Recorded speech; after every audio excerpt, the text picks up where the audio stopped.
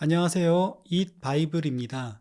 오늘 우리 함께 나눌 말씀 시편 37편 1절에서 15절까지의 말씀입니다. 함께 말씀 읽겠습니다. 악한 자들이 잘 된다고 해서 속상해하지 말며 불의한 자들이 잘 산다고 해서 시새워하지 말아라. 그들은 풀처럼 빨리 시들고 푸성귀처럼 사그라지고 만다. 주님만 의지하고 선을 행하여라. 이 땅에서 사는 동안 성실히 살아라. 기쁨은 오직 주님에게서 찾아라. 주님께서 내 마음의 소원을 들어주신다. 내 갈 길을 주님께 맡기고 주님만 의지하여라. 주님께서 이루어 주실 것이다. 너의 의를 빛과 같이 너의 공의를 한낮의 햇살처럼 빛나게 하실 것이다. 잠잠히 주님을 바라고 주님만을 애타게 찾아라. 가는 길이 언제나 평탄하다고 자랑하는 자들과 악한 계획도 언제나 이룰 수 있다는 자들 때문에 마음 상해하지 말아라. 노여움을 버려라. 격분을 가라앉혀라. 불평하지 말아라. 이런 것들은 오히려 악으로 기울어질 뿐이다.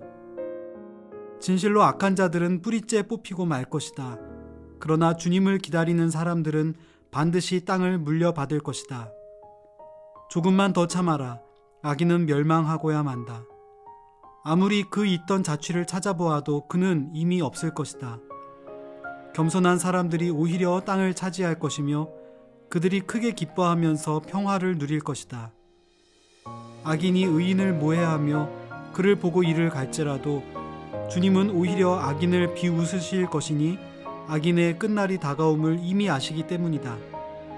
악인들은 칼을 뽑아 치켜들고 또 활을 당겨서 비천하고 가난한 사람들을 쓰러뜨리며 자기 길을 똑바로 걷는 사람을 죽이려고 하지만 그 칼에 오히려 자기 가슴만 뚫릴 것이니 그 활도 꺾이고야 말 것이다. 제가 중학교 때 길거리에서 소위 깡패들에게 당한 적이 있습니다. 세뱃돈을 아껴서 당시 유행하던 스포츠 브랜드의 지갑을 샀는데 매도 맞고 그것을 빼앗겨서 분해하고 억울했던 적이 있습니다. 너무 아까웠고 당장 지갑이 없어서 불편했습니다.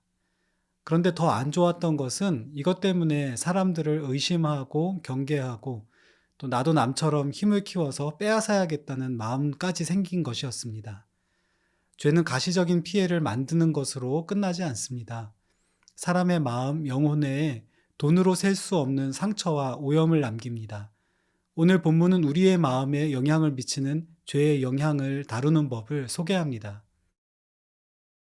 시편 37편은 매우 흥미로운 형태를 지닌 정형시입니다. 이 시 전체를 통해 각 행은 22개의 히브리어 알파벳이 순서대로 두 운을 이루어서 시작되는데요. 마치 영화 사운드 오브 뮤직에 나오는 도레미송을 떠올리시면 될 것입니다.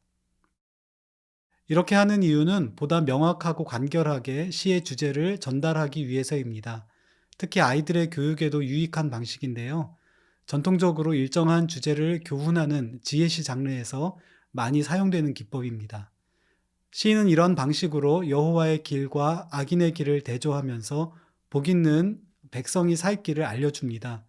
오늘은 이 시의 전반부인 15절까지를 함께 묵상하겠습니다. 오늘도 악인들은 열심히 일하고 있습니다. 언제나 그랬듯이 그들은 마음의 악한 일을 잘도 꾸미고 또 쉽게 이루는 것 같습니다. 어떻게 해서든지 바른 길 가려는 이들을 모함하고 미워하면서 괴롭힙니다. 힘없는 사람을 모질게 짓밟고 해칩니다. 생각만 해도 분노가 치밀지요. 더욱 화나는 것은 현재 그들의 삶은 잘 풀리고 있는 것처럼 보인다는 것입니다.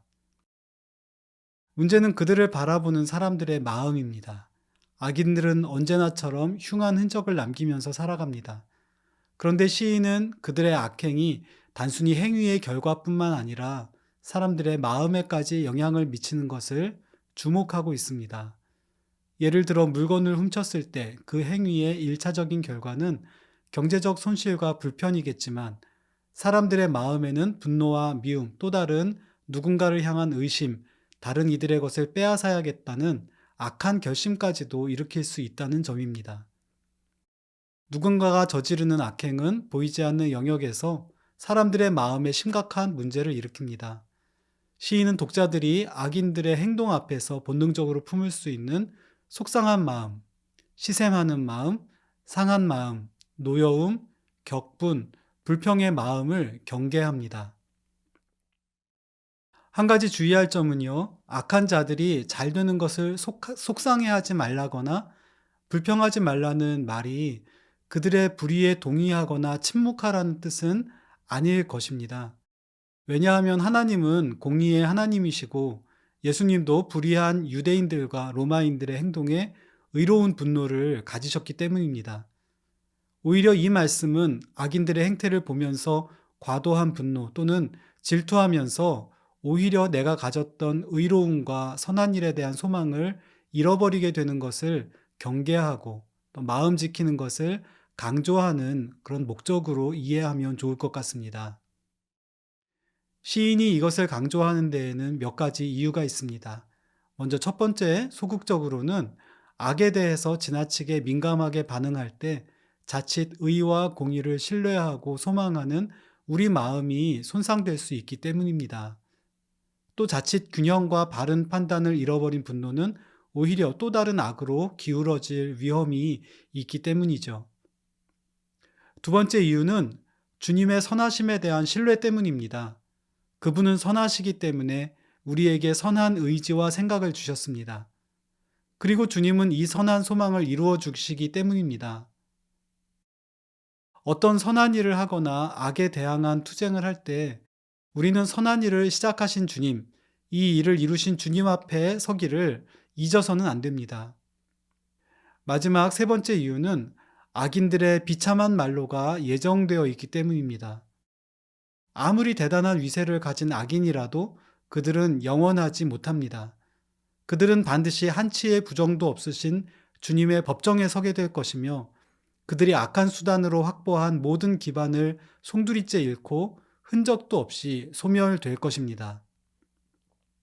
오늘 말씀이 어떻게 다가오십니까? 악인들의 불의에 지나치게 민감하게 반응하지 말라는 말이 너무 소극적이라고 생각되지는 않습니까? 또는 세상의 불의나 정의 문제는 우리 몫이 아니야 하는 생각을 갖게 되지는 않았습니까? 믿음의 사람들은 정의와 불의, 선과 악에 대한 바른 가치와 민감한 영적인 감각을 빚어가야 합니다. 이 말씀에서 정말 강조하는 메시지가 무엇인지 깊이 묵상해 보면 좋겠습니다.